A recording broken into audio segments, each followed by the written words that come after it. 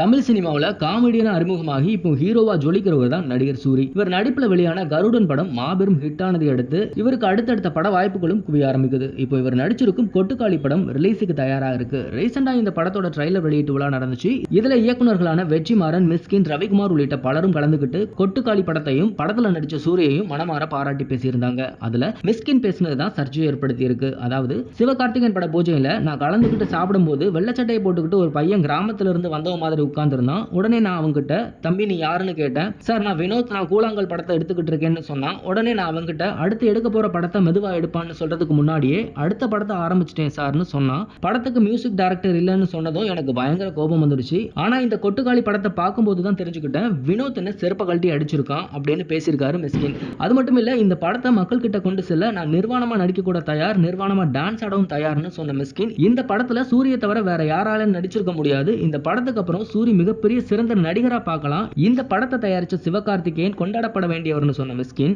நான் இப்போ விஜய் சேதுபதி வச்சு ட்ரெயின் படத்தை இயக்கிட்டு இருக்கேன். 65 நாட்கள் ஷூட்டிங் நடந்துட்டு இருக்கு. ஒரு நாள் கூட எங்களுக்குள்ள எந்த ஒரு பிரச்சனையும் வரல. அந்த அளவுக்கு சினிமாவை நேசிச்சு நடிக்கக்கூடிய நல்ல நடிகன் தான் விஜய் சேதுபதி. அவருக்கு அப்புறம் சூரியோட நடிப்பை பார்த்து மிரண்டு போயிட்டேன். காமெடினா இருந்து அசூர நடிப்பை சூரி கொடுத்துட்டு வர்றதை பார்க்கவே பிரமிப்பா இருக்குன்னு பேசியிருக்காரு. இது மாதிரியான இன்ட்ரெஸ்டிங்கான சினிமா நியூஸ் பத்தின அப்டேட்டுகளை நீங்க உடனுக்குடன் தெரிஞ்சுக்கணும்னா மறக்காம நம்ம சினி மாடல் சேனலை சப்ஸ்கிரைப் பண்ணிக்கோங்க.